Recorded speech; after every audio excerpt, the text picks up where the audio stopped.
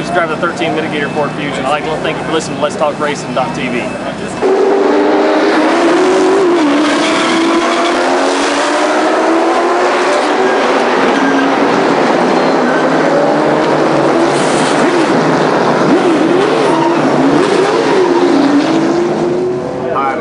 Jr., driver of the number 5 Kiker Motorsports Camry. Welcome to Let's Talk Racing TV.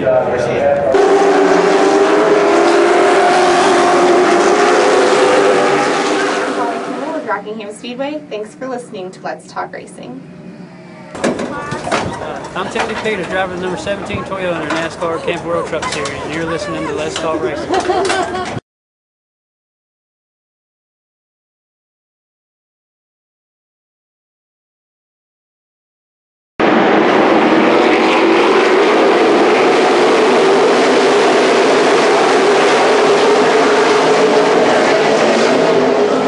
Hey guys, I'm Daytona 500 winner Trevor Bain, and thank you for watching Let's Talk Racing.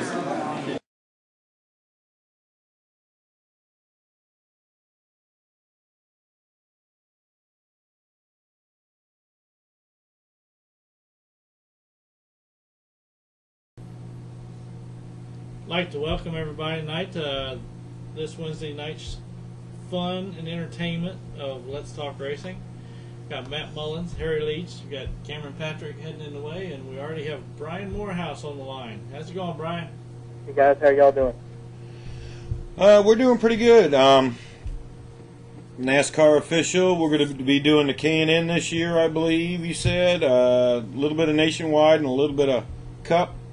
Yeah, along with Southern Modified. Yeah, got a busy schedule ahead of me. Starting in, got Daytona. I got a call yesterday. Well, Tuesday, yeah, yesterday, and he'd be heading on down for Daytona, the shootout for the whole week. We just have to see yet, but looking forward.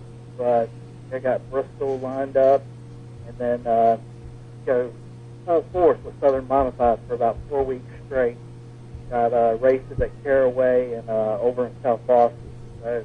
That'll open up our season with the Southern Modifieds, and then once our season slows down and we have that what's called midsummer break, that's when I'll more than likely be traveling with the K&N and having more Cup dates. Now, you know, I actually had somebody ask me that the other day. Why is there a midsummer break in that series?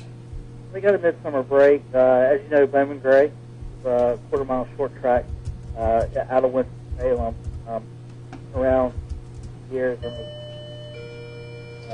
They have their big modified shows throughout the whole summer. That's where the Burt Myers, Jason Myers, I think the whole Madhouse crew is down there. Tim Brown, all the guys. L.W. Miller, I think, even races it.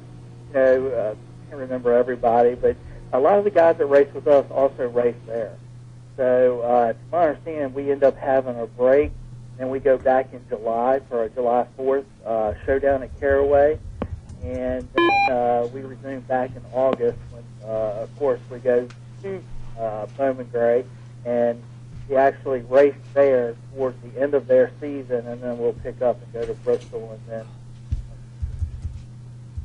and you were just saying, though, that you usually take off and you end up going Nationwide and Cup and K&N. We'll let you sit a little higher. I was thinking over there. Usually we'll have, somebody either get sick or vacation or something like that. So it's sort of like a fill-in for Cup, Nationwide, or, if the trucks so happen to see someone. They do that quite regularly now with a lot of the officials, trying to give them some open dates. It's great for experience. It's great way to get to know everybody and be able to meet others. Get your name out there and be able to do what you like doing every weekend and stay active. How much of the racing Brian, do you get to go do, even when you're not officiating? Do you still tour around and go to some tracks? Well, yeah. I try to get back home, back to Langley Speedway as much as possible.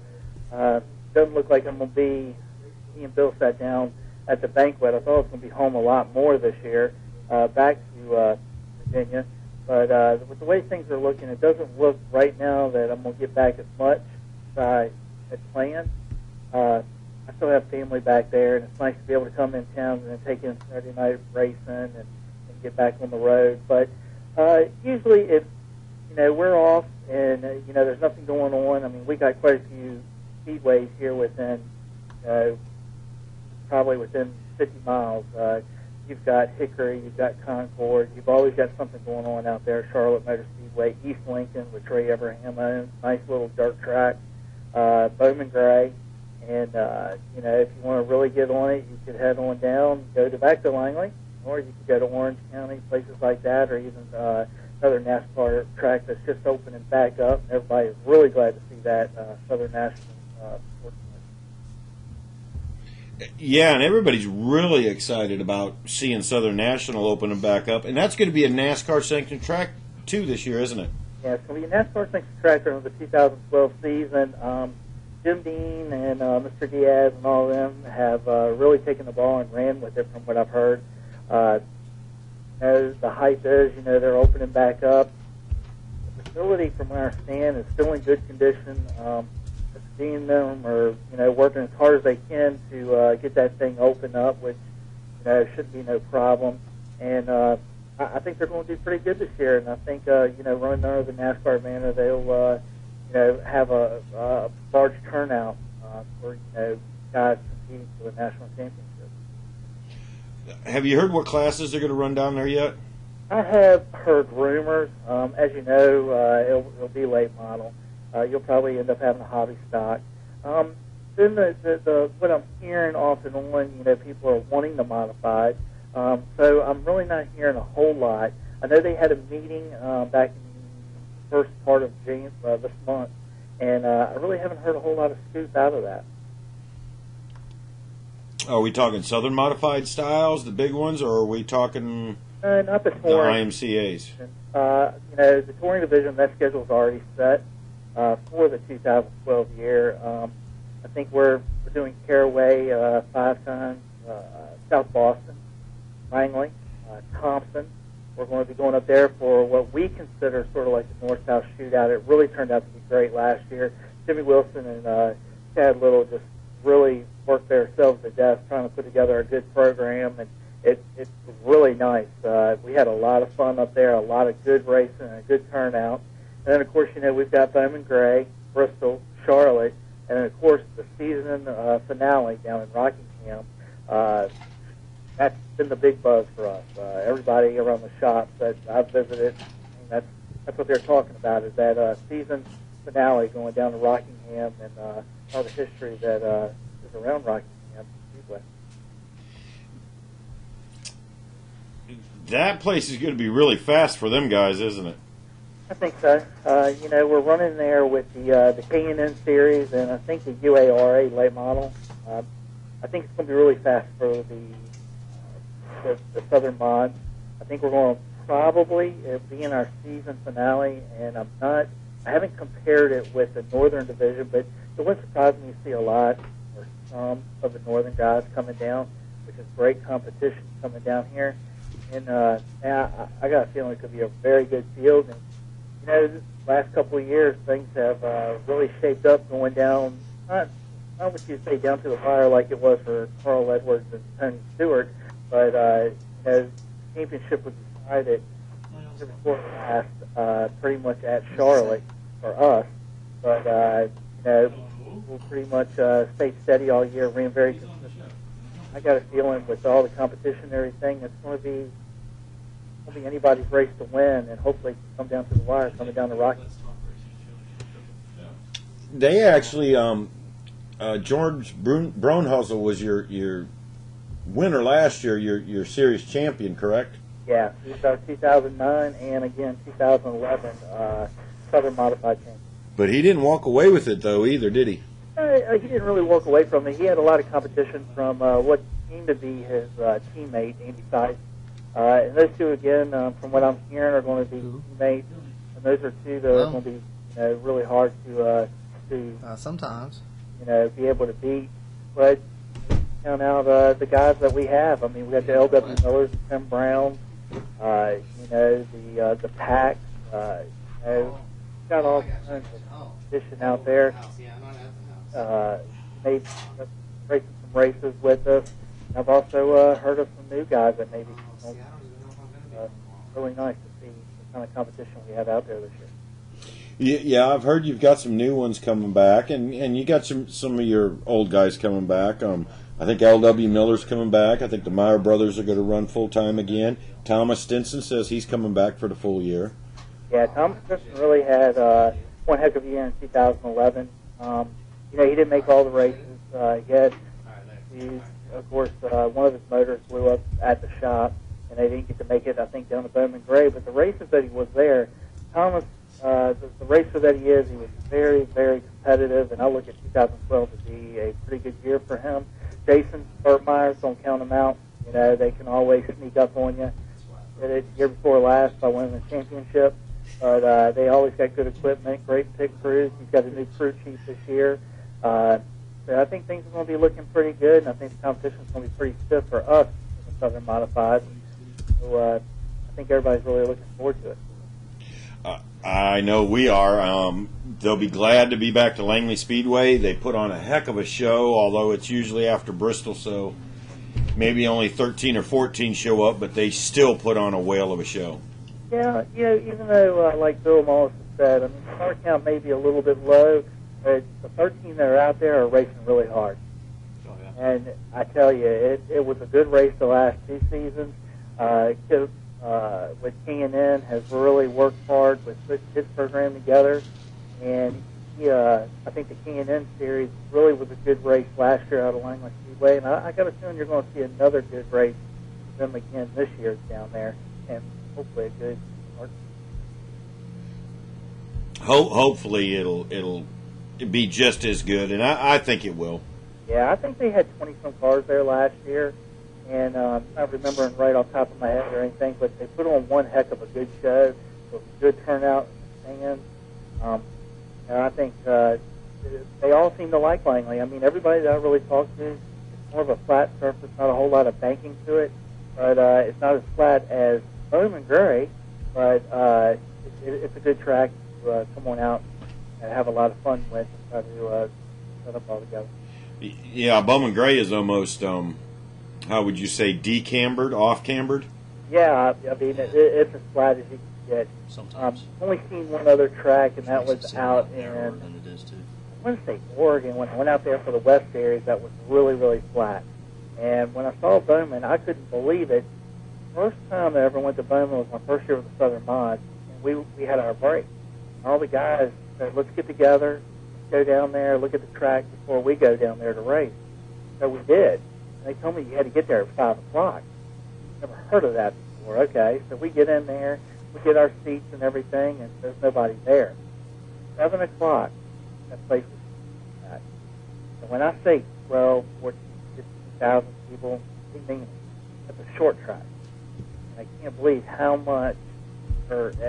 many people that they packed in there, and it was just packed racing all night.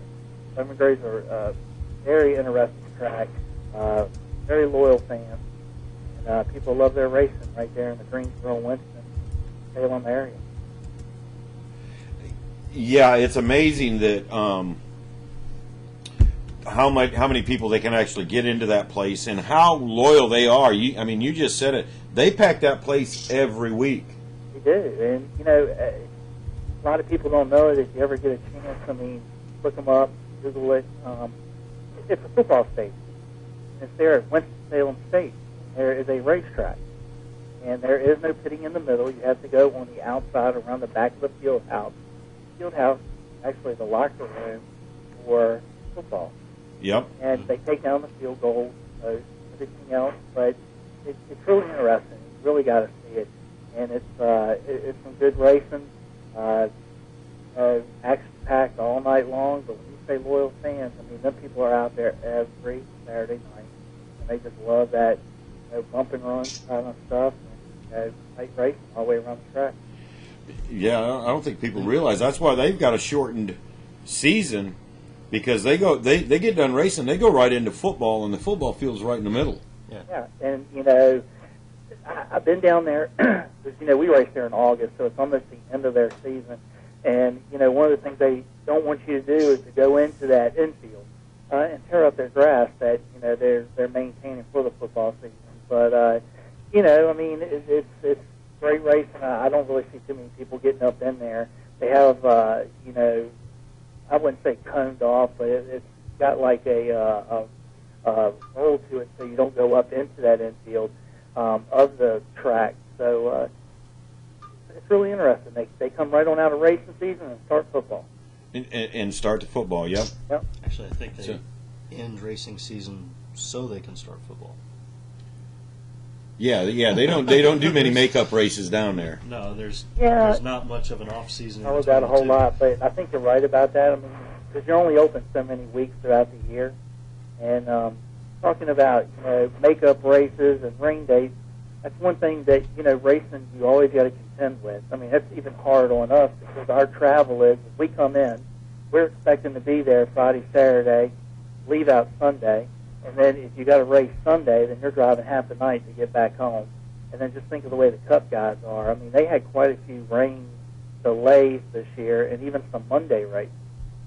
And that really puts a damper in everything because if you end up running on a Monday with Cup, you've got to get everything turned back around and packed to head to the next track to be there by Thursday. Yeah, exactly. Yeah, that's harder on the crew guys than it is the Right. drivers, though, I Rough imagine. that is. On not just the pit crews, the drivers. I know it's rough on the fans because you got to take a day off of work and everything else, but it's really rough. With the competitors and everybody trying with travel and trying to get everything all taken care of. It sounds like it wouldn't be, but that one day can really hurt. Exactly. How I've talked to you before. How is it traveling, being an official? How many times have you gone to work and had to leave work and head right on back to? Get a lot of frequent flyer miles. Yeah, I bet you have. You get a lot of that. There's been times the year before last, I was working a nationwide race one weekend. I came home and I worked for Energy United during the week as a project manager, and I flew out that Thursday. And I was gone Friday, Saturday, Sunday, came home early Monday morning and went back to work from Michigan. That was the weekend we were in Michigan. Went back to work and worked Monday at my regular job. Came home, got a couple hours sleep, got back on the road at 4 in the morning to be at Bristol for Tuesday, Wednesday, and have the truck race and the modified race Wednesday to drive all the way back home early Thursday morning at 5 o'clock to be at work at 8. And work Thursday to drive back to Bristol and work Friday, Saturday, and Sunday to drive back home to Charlotte Sunday night. That's still pretty weird, doesn't it? Sounds like some of my schedule's working offshore. Yeah.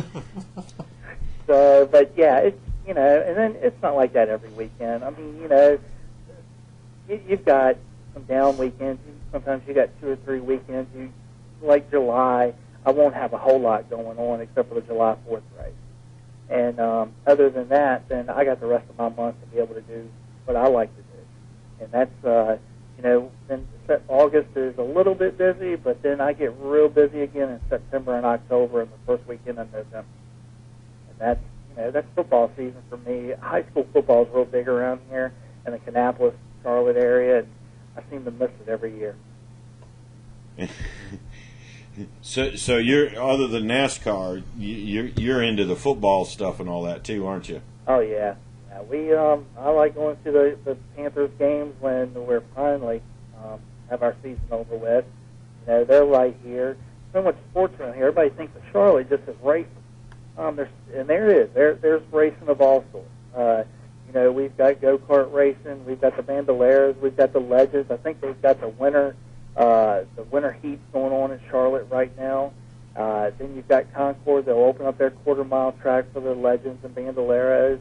But we got so much more. I mean, we've got baseball. Of course, we've got the basketball team. We've got Carolina Panthers.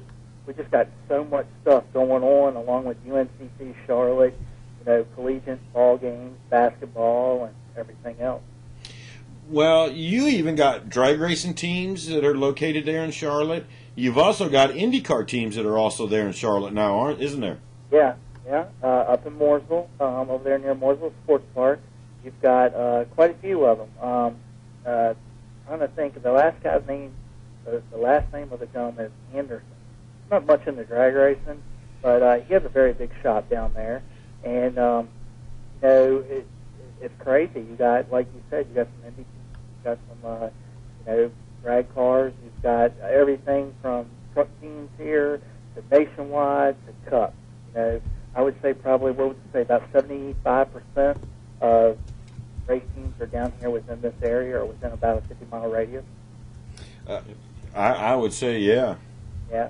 But some teams are starting to move out. Like, you've got one Reagan Smith races for Furniture Row. They're out in Denver and, Colorado. You've got some others that are spread out over the Carolinas. But, majority of your race teams are located right here within the Charlotte area.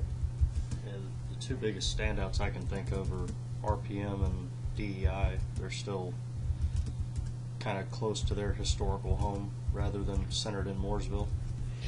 Yeah, but there's a lot that goes on in Mooresville. I mean, there's a lot that goes on in Mooresville. Their day-to-day shop's not centered around. Like you said, is it furniture? No, it's Denver Mattresses. I can't remember the name of the team. They're out in Denver. Colorado. Yeah. Furniture Row or something like that. Furniture Row. It might be talking about. Okay, it might be Denver Mattress. Well, there's Front Row Racing. No, Furniture Row Racing. That's Denver Mattresses too. I think. I think that's the same team. I think so. Am I right on that, Brian? Yeah, they're out there in Denver, Colorado, and then you got Richard Petty right next to Roush now. You've got quite a few of the teams. I mean, you can leave the R&D center and be at one of the teams within 5 minutes. Yeah. Hop from shop to shop to shop.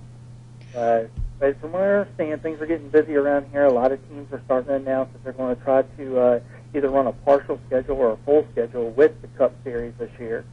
And, going by some of their garages, it looks like, a lot of them have bought, new equipment and everything else. So it's going to be interesting to see who's going to, like you said, we talked earlier before coming on to the show, even on the Cup level, like it is on the local level, it's all about money. And, it's how far your sponsorship money will end up going, just like it is on the local level. I mean, you've got to budget your dollars and make sure that you make every cent count. Yeah. And we see a lot of them kind of, you either see them stepping up to run a full year or you see them running as little as possible next year. Yeah, I've seen some like that. It's, and there's some guys that have sponsorship dollars that are looking for a car. I read this the other day on a racing website. Jeff Bodine has sponsorship, but now he's just looking for a ride. He has somebody that was sponsoring. You've got some guys that are Scott Speed and guys like that are either going to run partial, or you got David Reagan and David Gillian that is going to run full time with front row racing.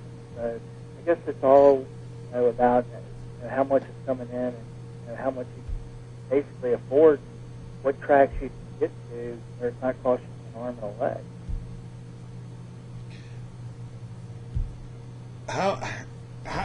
I'm going to ask you this. We know there's going to be a ton of people at Daytona. From what you're hearing down there, what are the next 5 or 6 races after that going to look like? I think your next 5 or 6 races, this is a personal opinion, this comes from Morehouse as the fan.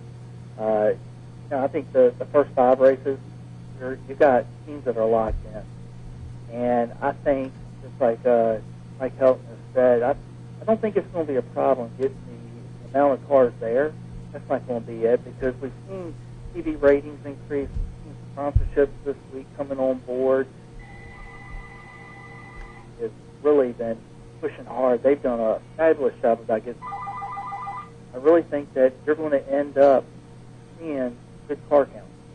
And, right now we're in the midst of, the economy I know isn't all that great, but last year they did really good. The stands started getting, packed a little bit more. I know it's not like it was 6-7 years ago, but that ratings were getting up. You know, people were starting to come back, and all about being able to, one, get the time off work. Number two, be able to take the vacation and go to the track. But I really think that it's going to be okay. I think 2012 is going to be a good year, and I think it's going to do good. The car count. Hearing people announcing, that they're going to be, at least in for the first 5, and I guess they're just looking at it as, we're going to be there the first 5, but it depends on our money and sponsorship, and their crews are out here. Their marketing departments are out here, knocking down the doors trying to get sponsorship. So I think things are going to turn around. Really do. Well, I hope so. I mean, we would love to see more than just. How should we put it? Starting parks. Yeah. Well, I think Michael now ended up. He was a starting park last year, and I think he announced that he was going to try to, run the full race and everything else. And I guess it comes down to his cars tore up. And we never can predict that. You know how that is on a short track. So I guess we'll end up seeing. But I really do feel as Brian Morehouse, I think that the car count is going to be awesome. I do. Well, I think we are too. I think we're going to see more people trying to stay in at the full season than they are trying to do just starting parks. Well, you're seeing a lot more guys coming in that you've never heard of before. Businessmen, investors, and everything else. I mean, they're not the Hendricks or the Rouses and everything else. So you're starting to see more of the new businessmen coming in. So maybe we have the next Rick Hendrick coming along. So we just never know. But really, I'm really how my heart is. My heart is really into the touring series. And I'm really hoping that our guys, can run a full season, but most of all have fun. We've got in the Southern Modifieds and the Northern Division for the wheeling. It's awesome teams. I mean, guys that and this, Matt, by being on the local level, those are where the guys they're pouring their heart and souls out because they're out there working all day, not seeing their families and coming home and working on that race car till 1 or 2 in the morning. Make sure that they can get on the road Friday to be at the track Saturday to race Saturday night. And those are the guys. And I'm not saying anything about anybody else, but those are the guys that you really take your hats off to because they're the ones that really bust some butt, working a day job, take care of their family, and to be able to work on the race car and really have a good time. And that's what a lot of people need to start looking into this short track series is because they are probably more exciting than what you see and not knocking Cup or Nationwide, but the short tracks are actually they're a lot more fun to watch. Yeah, I mean, and once if you think about it, you take 20 cars, you put them on the size of Langley, which is 0.4 of a mile. Yep. Compared to putting 20 cars or 30, 35 cars out on a mile track. Of course, you're going to get more excitement, more cars are going to be lapped, and everything else. But as you've seen with y'all's track down there, Langley, and I've seen with tracks that we went out and visited, like South Boston and all them, people are really coming out for that, and they're really enjoying that. And I remember as a kid, if you didn't get to Speedway by 7 o'clock, you weren't going to get a seat. Yep. So I think we're getting back to that. I mean, where else can you go, guys? And for $10 and see all the racing on a Saturday night. You can't even go to the movies nowadays. We went to the movies the other night, and I called work and asked for overtime. Yeah. I mean, between popcorn, drinks, and getting in the movie, I was like, my goodness. But I mean, if you think about it, where else can you go and really watch good racing for $10 or so? But I've heard a lot of good things. Not meaning to skip around on y'all guys, but I heard that Langley did a promotion. They promoted Jimmy Walker to race director. Yep. Good move. Jimmy, great guy. It's really funny because Jimmy came from Southside years ago, and I trained him on the outside pit. And now it's really cool that he ended up coming from out there to the inside pit to the flag stand. and now he's going to work his way on up into the tower. And I think the competitors, I think the fans and everything are really going to like Jimmy. He's a great guy. He's got a great demeanor about him. He listens, and I think he's going to do pretty good in that job for everybody. Yeah, I think he's going to do a great job. I think that Jimmy was probably one of the prime choices. I know there was a couple other guys out there, but I think that was a good call. Really do. Yeah, I think that Langley, really, I think that they really did their research on it and everything. As you know, I got a lot of respect for Bill and Chuck. They're really trying hard to make short track racing everything it is on Saturday night in the Hampton Roads area. But when they picked Jimmy, I thought that was a really good idea to be able to do that. Butch Lassiter did a fine job over the years. I mean, how many years has Butch been out there? I remember when Butch was racing. He's been out there a long time. I think that was out of diapers.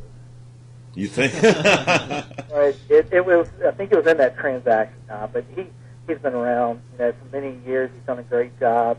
I think that Jimmy is going to take the torch. He's going to run with it. A lot of fine drivers out there. I'm going to tell you what. One good thing that I really like to see. I did make it back 4 or 5 times last year and got to visit. And the modified division has just totally just grew. I mean, it's like these cars are multiplying. Yeah. First year you have 10, 11. It was sort of like the U-car division. You remember them days? Yeah, oh, yeah. I remember 35, 40. Yeah, yep. And I remember when, it was like they would have 4 or 5 cars. And I was like, Wayne, why? What are you doing? And then next thing I know, man, that thing just grew. He told me, he said, look, this is the next best thing. Yep. And I don't know, how their rules are now, but the horn used to have to work and the radio had to work. And it was funny. But them guys go out there. Now I go out there, and it's like they're racing with their heart and soul, man. They've gone up to mini stocks now, haven't they? Yeah, they're getting there. They really are. But when you got 30 of them guys on the track, you're sitting there going, this is a division and started off with 4 or 5. And remember, some of the guys were painting their cars with, a can of spray paint and everything else. Now some of these cars are just like, holy cow, you hate to, even put a scratch on that car. Yeah. Yeah, now half of them are vinyl wrapped, like the full size. We got Mike Senica on the line. Brian, do you want to stay with us, or do you got to get going? I got to get going, guys. I got to go work out. Y'all guys take care. Be good, and hopefully I'll see y'all when I get back home. You got it. We'll see you then. Take care. Thanks. Later, Thank you. Mike, you still with us? Yes, sir. Good evening, gentlemen. How are you? Good. How are you doing tonight? We got Mike Senica on here. Give us a little background for people that don't know you. You've been a visitor to Langley Speedway too, haven't you? Yes. Yeah, I visited there a couple of years ago. Yes, sir. Okay. And was quite impressed with the facility. A little bit about my background. Driver in the ARCA series, and been driving now for a professional. I was in the ARCA series for about the last 3 years. Before that, I did some karting events. So when I was younger, I was doing Formula 4 2000 events. And just more or less came into the brevity of stock car racing and was just basically about right now entering my 4th year now into ARCA. You came out of ASA. You're a Midwestern driver too, aren't you? In the past I did, actually. Yeah, I did a few events. It wasn't a lot, but I mean, yeah, I did about maybe 3 events in the ASA. Okay. What brought you in from the Formula to go run with the big heavy stock cars? I think just the fact of the enticement of what I saw on television, and how the sponsor commitments into these stock cars now are a lot more popular than they've ever been. My mentor when I was younger was an IndyCar driver, Dennis Fatolo, and Dennis and I worked together many years. And we started seeing, basically the falling aside of the IndyCar series, which was actually I set my sights on that when I was younger. But I looked at the overall cost and the sponsor value, and I saw there was obviously more value in the stock cars. But then as I got older, obviously, you start getting a little bit more broad on the shoulders, and I was like, well, let me try the stock cars, because unfortunately, I think I was getting too big to fit in one of those single seat monocoques. So. Where are you originally from? Originally from Newark, New Jersey, Essex County, New Jersey. Essex County. Are you still up that way, or? Right now, I have a residence outside of Philadelphia. I live in Bucks County, Pennsylvania. Oh, okay. Yes, sir. Yeah, so we like it up here a lot, and we go down south to the shop and what have you. So I frequent. I frequent down the south, maybe like down the Charlotte and Tennessee area quite often. Oh, okay. So what's your plans this year? Are you going to run full-time ARCA? We're going to talk to you a little bit about that. Have you been, you've been running full-time ARCA, haven't you? Over the last couple of years, not really. It was just kind of like we actually wet our feet with Peterson Motorsports and a couple of years ago, and then we got in with another team last year. Then what happened was we actually signed a one-year deal with Hickson Motorsports now, Wayne Hickson. And actually, he had called me to drive the car last year at Toledo, the last race of the season. And Wayne and I both, we got together and started talking. And we've actually just signed. I mean, it's actually been a good off season for us because we actually signed 3 new sponsors, and we're very, very delighted about that. But Wayne and I talked. Wayne and I have been talking for the last 3-4 years about getting together, and we finally were able to make it happen. Well, that's good. So ride secured, going to do the full time. And are we heading to Daytona here shortly? Yeah, I'm going to be going down to Daytona. And actually what we're going to do is Wayne and I were talking about some strategy stuff, but I think what we're going to do is we're going to put me in the car. I know he actually has 2 other drivers right now, but he's going to be running a 3rd car as well. So looks like I'll be turning some laps in one of the cars at Daytona. And but I know right now our definite first race is going to be in Mobile, the March 10th race. And that's the next one right after Daytona, isn't it? Correct. Yeah, that's still on the schedule. They put that in there after Daytona, and it's weird because usually it went from Daytona, and then it was maybe a 2-month hiatus, and then they went to Talladega. But now they put the Mobile race into slotted right after Daytona, so that's kind of interesting. Yeah, it was like you almost had like a 2-month break, then all of a sudden it was you went back racing with the ARCA, but they've run Daytona for 30 years now, I think. Yeah, it's been quite some time. I think Daytona and Pocono now, I think, are the 2 longest relationships that ARCA has right now at the tracks. Yeah. And they were very quite impressive down there at Daytona. It's kind of surprised that those cars can get going that quick down there. Yeah, it really is. It's impressive. You sit down there on the front stretch and you watch these guys go by, and it's like it really is. Last year we were down there, I was quite impressed. You sit on the start-finish line there, and you watch them, and the speeds are actually almost comparable to the Cup cars. I think someone was saying that when the Cup cars are running the tandem draft, obviously they're a lot faster than the ARCA cars. But I'll tell you, I mean some of the speeds last year in ARCA were like 186, so that was pretty impressive. Yeah, and for lack of better words, a less car, less motor. And pretty much less tires too, isn't it? Exactly. Yep, less tires. It really is. It's amazing, as I said. I mean, how that works out. So. Better probably a little bit better aerodynamic. Well, probably a little bit better. Any plans on moving up or doing anything else, or are you kind of happy in the ARCA? Pretty happy in the ARCA season. I mean, we're going to be doing some NASCAR K&N races this year as well, and. Basically, we're going to be doing that, looking at some Camping World Truck Series, probably in the latter part of the year. We're talking right now. We actually had a meeting today with one of the Camping World teams, so that was looks pretty promising. So that's good. Now, are we running Chevrolets, Dodges? What kind of brands are we running this year? This year we're running Chevrolets for Hickson. I know in the I think we're going to do that.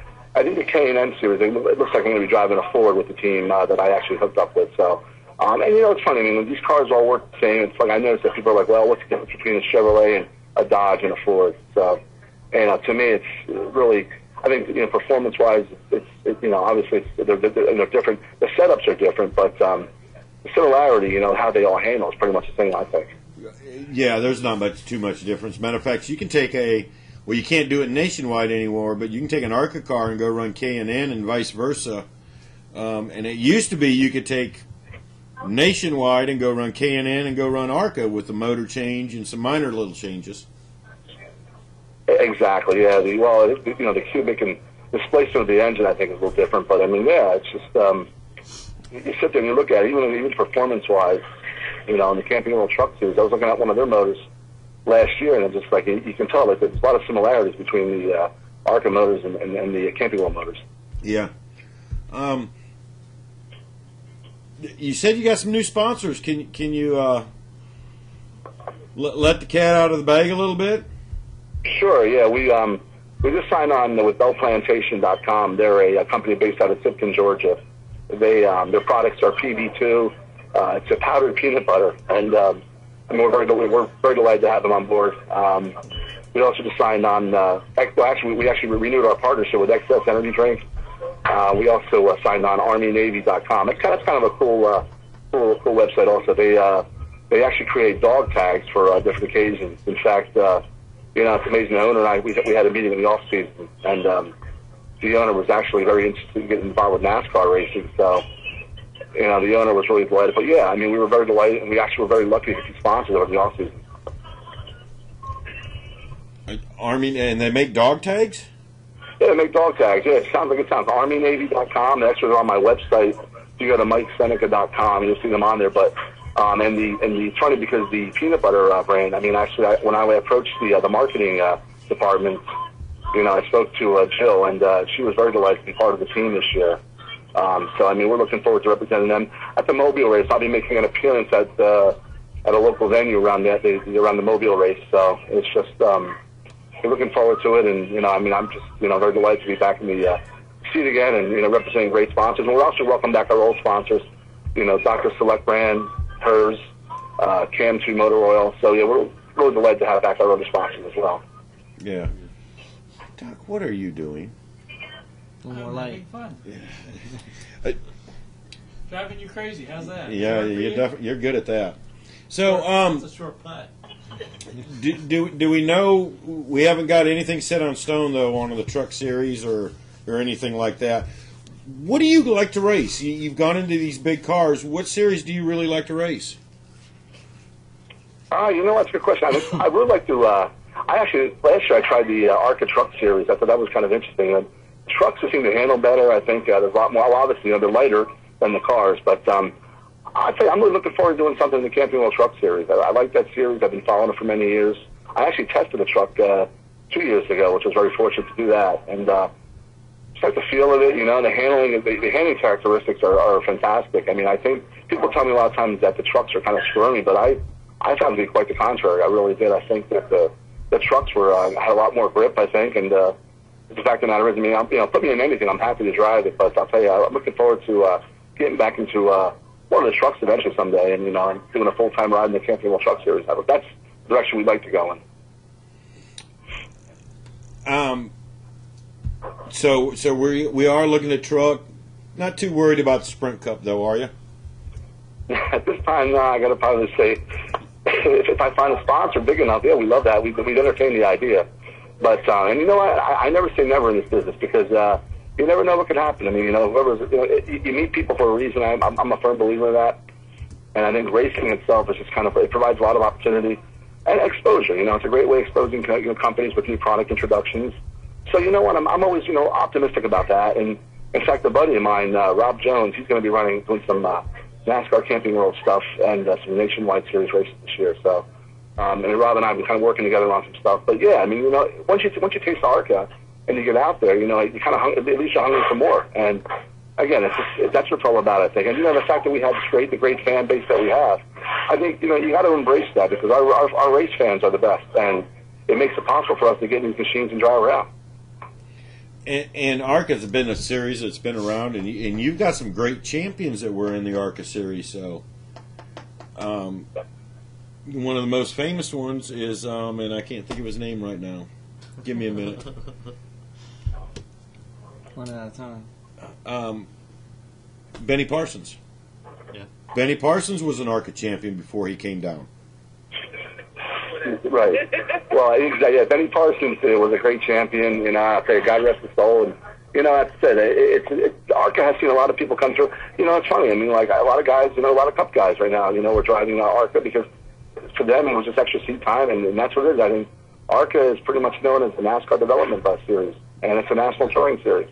Yeah. I mean, it's really great. I think ARCA really has done a great job with their rules and sanctioning, and it's a very professional organization, and it's always a pleasure to be out there. You know, and there's some great people that work in ARCA, and you know, I mean, I'm real good friends with you know, Bert Thomas and Chris Ford, two of the ARCA officials, and you know, it's always great to see these guys at the track every weekend because they're always so, you know, optimistic and happy to see you. It's nice. It feels great to be welcome. Yeah. Are they still going to the dirt tracks? DeQuinn and Springfield? Yes, sir. Yeah, they're going to be going back to the dirt tracks this year. Looks like DeQuinn and Springfield. You know, I never attempted that yet, but I think this year I'm going to give it a shot. I'm going to try at least one of the dirt tracks this year. Well, I was going to ask you, are you going to try the dirt? Yeah, I think we're going to try one of those this year. It looks like, I'll tell you, it looks like a lot of fun, and the car is really, for some reason, I mean, like I talk to people that have driven it, and they say the car kind of, it gets squirmy in the corners, but yeah, I'm going to give it a shot this year and then see what happens. You'll enjoy it. Have you ever done any dirt racing before? You know what? The only dirt racing I've done is in a kart. I've done pro karting, you know, and I've actually done it up northern Pennsylvania. It's just, yeah, I mean, it was very interesting. The car does lose grip in the corners, you know, but you got to catch it. It's all about maneuvering the car and keeping it in, you know, on the track. So it's very humbling as well. I mean, you get in there and you start driving one of those on the dirt. For me, it was a very humbling experience. Well, throw full suspension into the mix and it can be more. Yeah, now throw some. Yeah, full. Yeah, you gotta put full suspension under there. You're really gonna enjoy dirt. Yeah, I'm looking forward to it. I really am. So. But anyway, let us let you go out of here. I know it sounds like you got a lot going on in the background, and you're probably about dinner time there. I would take it. We'll have dinner here, yeah. So. Give us a rundown of some people you want to thank, and let's get you out of here. And we'll get you back on here soon. That sounds great. Well, I'd like to thank the race fans, our fans in general. I mean, they're the greatest. We really appreciate your support. Thanks to Wayne Hickson Motorsports, our sponsors. We couldn't do it without you. Bell Plantation, Excess Energy Drink, Dr. Select, Sip and Syrup. I mean, the list goes on and on, you know. So, and you know, we're looking forward to meeting new people this year. And when you see us at the track, come by and say hello. Well, if we make it to an ARCA race this year, I'll definitely come by and say hi. And good luck to you, and go win a race and come back and see us. I sure will. Thanks for having me on, gentlemen. I really appreciate it. All right, Mike. Thanks. Take care. Bye-bye. Just keep hitting buttons. It'll end eventually. You got it. Lights off. You good. Were we having training on his phone usage again? No, that part I got pretty good. I just smacking. hit buttons and it'll finally shut off, and then okay, we're done. We do now have our own mobile app for the show. Oh Lord! All right. So it's Let's Talk Racing app, but what does it do? You can catch up with everything that we do on all the different social networks for the show. Oh, like on Twitter and Facebook, and I get to be the guinea where do you got to go to go get it? Go to Let's Talk Racing TV on dot mobapp dot at. You got all that? You got that?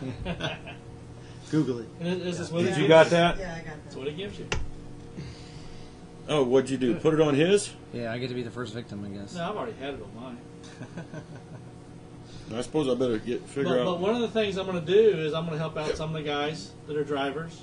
You know, hook up Cameron here, get him his own app set up so people can go on. Hey, have your own app. There you go. Yeah, that'll be fun. And people bothering you at work. Okay. No, most of it's going to be where they're going to be following you and see what's happening. So if you want to be interactive, then you got to go to the site and then do the interaction there. Hey, we're on YouTube too. Are we really? Mm-hmm. Well, that's where, and that's another thing we need to say. You can go to YouTube and catch our old episodes. YouTube.com/pitwall. So I suppose I'll have to give you my phone and let you set mine up. Or just write it down and do it. Yeah. With all what he said, it's easier. Right. I'm going to do exactly what you said. Yeah, hand it to him. Take you longer to write it all down. Okay, they're brought up almost in every conversation, and we got about 10 minutes, and we're going to talk about them. Kurt and Kyle Busch teaming up to run all the nationwide races this year. Kyle's going to run 15, 16. Kurt's going to run the rest. Is he running for Kyle? Yes. For Kyle Kyle Busch. Motorsports. In the Nationwide. Yeah, Nationwide, Kyle Busch Motorsports. Yep. They're going to split the ride. They're going to And split the ride. I think it's finally come to me. I think I know why they're doing it. Because the only person on a personal level that can stand one of the Busch brothers is the other one. They're family. Now, wait a second. Hold on. Charlotte, was it no, it wasn't the 600. It was the Open. No, it was the All-Star race. All-Star race 3 years ago. No, it's been longer ago than that. But yeah, that's one of my favorite moments in NASCAR.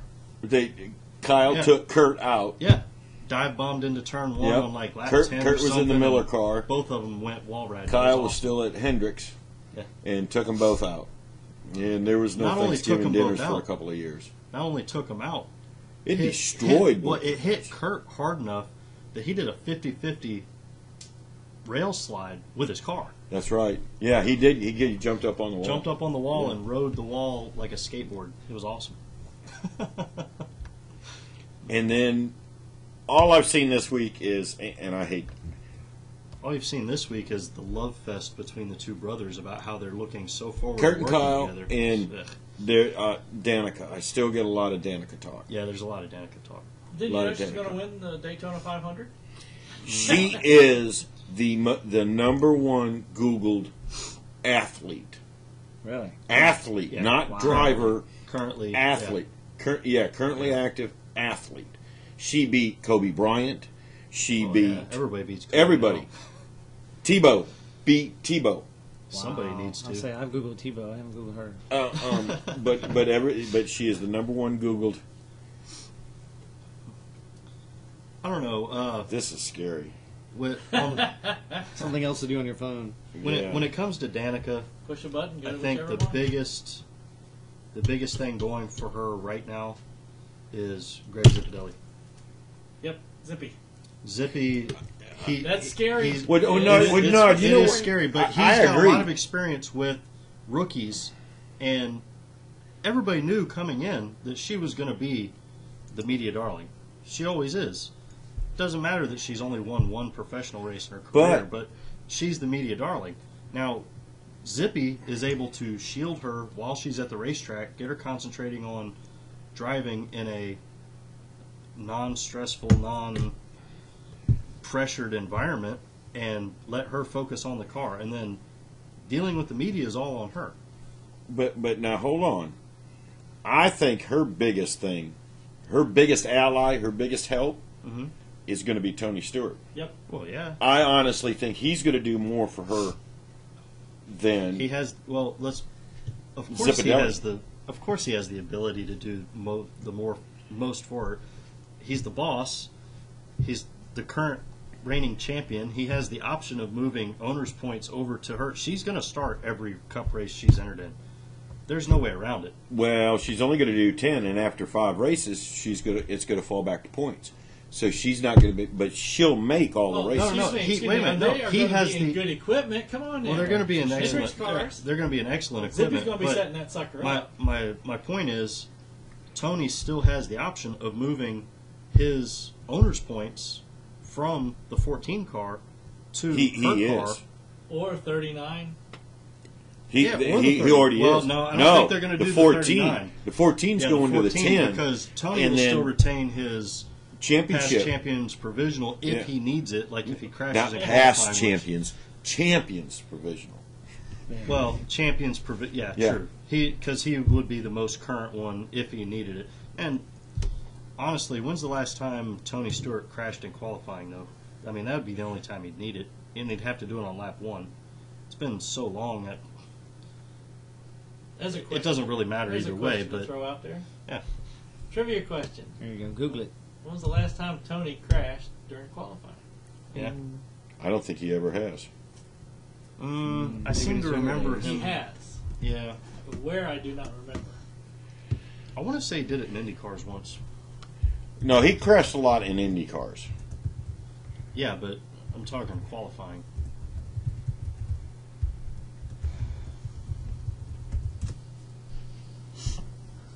Look, he's Googling it. Let's see. Cheater! No, wait a minute. In 2005, he was hurt in a practice crash and skipped qualifying in Chicago. He crashed in New Hampshire qualifying. When was this? 2009. See? Yeah, but we're coming into 2012, so I mean, yeah, he's done I it said again. I remember he was had crashed 2011 in in qualifying Phoenix. somewhere. In I just qualifying? did not remember which It race. says qualifying time. Oh, NASCAR's all crashed. Maybe not. Yeah, that's crash.net. That's the website. Kansas qualifying. Let's see. That's pole He didn't this position. year, I know that. No, he didn't. But he's not a very good qualifier either. I don't know. He had He had 2 poles last year. Yeah, I was gonna say he's got. How many top qualifying. 5s? How many top 10s? How many top Qualifying? 20s? He Yeah. had plenty. How many wins did he have in the chase? I mean, who cares where he 50%. qualified? Well, He'd and go out that, and that's run my away point from too. him. I You know, mean, yeah. Most of the time, I mean, on some of the tracks he's going to run as regular race setup Oh yeah, for qualifying and he's been known to do that on more than one occasion. because it's not going to matter depending on the track. Right. Well, it's Tony has admitted, and so has Greg Zipadelli when they were together at Joe Gibbs. They've admitted several times that while a bunch of teams are using up tires and scrubbing in tires and doing qualifying runs, they tried one qualifying run. Either Tony didn't like the way it felt, or Zippy wasn't happy with the They speed changed it. Yep. difference. So they just continued working on race setup and said, we'll qualify where we qualify. And Let Tony do his and magic. Next thing you know, it's like we saw in the chase.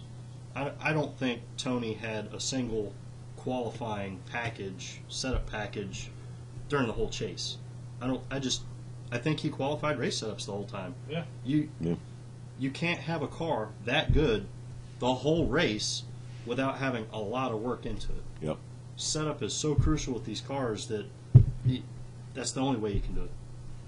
And there's some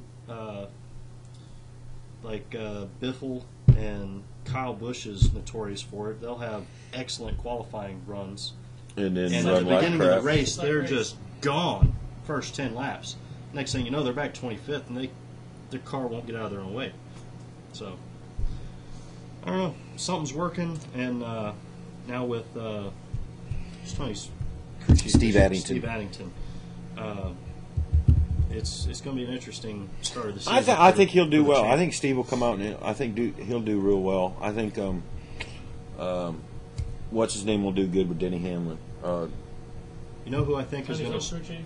Yeah, name just escapes me right now. I'm just in one of them moods. Google it. Google it.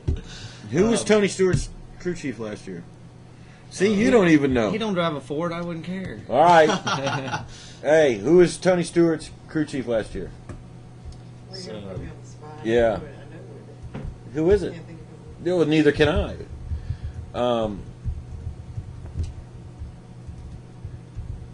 Jeez. Pretty sad, isn't it? I know. Would you know it? Darian Grubb. Darian Grubb. There we go. I think he'll do good with Denny Hamlin. Oh, I think he'll do I very think he well. will. But I'll tell you who I think is going to struggle the most, and I've already seen a couple news articles about it, is the beginning of the season.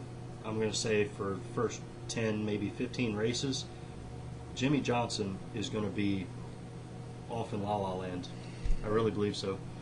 Just down there for the preseason test at Daytona, he said that he almost pulled into Tony Stewart's garage pit and kept walking the wrong way in the paddock area from his hauler, like every time. Because he's used to being in that number one spot for That's yeah. gonna Well, be- you know that's what? gonna be That like- actually makes But that's going to. I mean, he's had it for 5 years. My house was here. Why Exactly. did it get moved? exactly. So I think that's going to shake him and his whole team. Now, after 15 races, I feel sorry for anybody in the way because they're going to come. They're gonna come I think hard. so. I think they're going to come pretty hard. And- I think they're going to hit the ground running at Daytona. Another one to watch They out might, for, but Jeff Gordon. Jeff Gordon. I Had think he's going to be really tough this year. He had sparks of brilliance. You think Hendricks is going to have a little insurge here? Yeah, I think so. I think Hendrick. You know, another one I think we're going to see. I'm going to pull an Al Pierce here. We owe Al Pierce congratulations too. He was inducted into the motorsports, the Virginia Athletic Hall of Fame over in Portsmouth. Oh, really? And Nice. he was recognized by the Virginia State Congressional and Senate in Monday up in Richmond, Virginia. Very cool. So he's in the Hall of Fame, Virginia Hall of Fame. Get him on the line. So, got to say congrats to him. But as far as Hendrick goes, though, I think now that Jimmy is any other driver, I think pressure's off. I think the pressure in the Hendrick organization to bring home another championship is relaxed a little bit, maybe.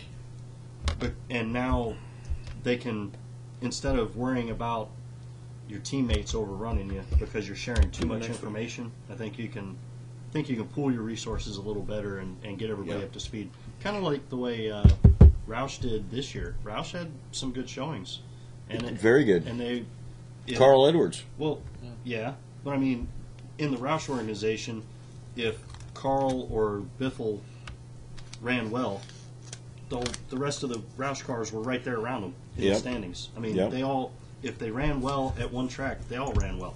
Richard Petty Motorsports. They were all in the back. So Richard Petty Motorsports picked up at the end of the year. I think you're going to see Marcus Ambrose do very well this year. I think AJ's going to do good in that Dodge. I think you're going to see him pull a win off this year in that Dodge. Allmendinger? Yeah. That's possible. For Penske. Penske's putting a lot of time and a lot of effort into it. And also a lot of Penske, luck. lot of money. I think you see Eric. I don't think Eric Amarola will win one this year, but I think he'll do very well. Marcus Ambrose, I see him winning in that Ford with Richard Petty. It's all Roush. It is. Close. Yeah. Well, I mean, Marcus pulled it off last year. Finally got his first win. Now it's time for that oval win. Yep, and that's what they're going to be going for. I think they've developed a little bit of a chemistry, and he came on strong at the end of the year. He had some solid runs. He had some solid runs. You know, and so did AJ in that Ford. And it was really, if you look at Ambrose's runs, it was really lack of experience that cost him the finishes he did. He'd make bad decisions in traffic, have to check. He should have had one at the Glen, not at Glen, at Irwindale. Infineon last year. One of those tracks. Yeah, but I forgot the Wait, 10. Yeah. Well, yeah. Killed it going up. Telling him to turn the car off or turn the engine off, save fuel, and he had 8 laps. Well, they had to save fuel, but the problem was he was going uphill and he didn't know to dump the clutch. No. That was the problem. The calculations that they did toward the end of the race, the race engineer went back and redid the calculations. They made a mistake. They were 8 laps to the good, and he was leading, and his crew chief was telling him to save gas. Save fuel. Wow. I mean, that's on the team. Well, it's partially on the driver for listening, but, I mean, if I'm under caution at a road course, I can save gas, especially at Infineon. There's so many downhill sections, I ain't turning the thing off. You know what? I got to admire Tony Stewart because he's the only one I've seen do it. And do it the right way. Yeah, but have you ever seen how he does it? Oh, yeah. He'll clutch it. Right. He'll push the clutch in going into the corners. Yeah. No, a lot of guys on cut. I'm talking about road course stuff. But this is at speed. Yeah. Yeah. Oh, yeah. A lot of guys don't do that during speed. They don't push that clutch in. They just back off early and try to do it at speed. And you know what it's like to go into it. Roll that sucker in there and push the clutch in one time. Legend cars, you do it all the time because the brakes in the. Yeah. And I know you've done it a few times, and it's like, whoa, Nelly! It speeds up. You know, so Tony to do that. Used to the engine to slow you back down to go through the corner, the good old slow down to go fast thing. But Tony's used to driving. He did that. He did that several times though, and I think he did it at Charlotte. I remember Charlotte very distinctly. The Charlotte night race. Homestead, not this year. He's done it at Michigan. He's done it at Michigan, but he just full throttle, way in the lead. He's 8 laps past everybody else's, pit spot, and he's shut the car off going in the corner.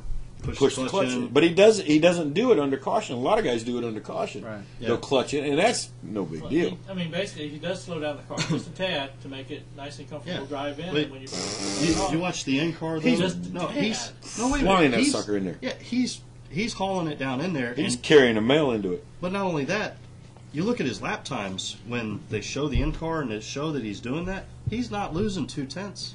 No, but he's gaining fuel mileage by doing that. Fuel mileage. I mean, he'll turn the car off on. Keep that in mind when you're running lightweight with that modified. I want to see you do that.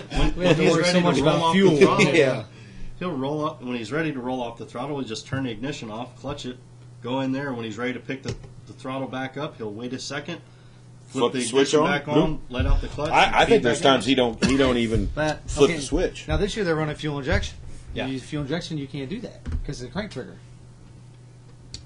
Well, That's You gotta- true. Usually the processor, you got to have the ignition cut on and Well, off. don't they still have but- distributors on them?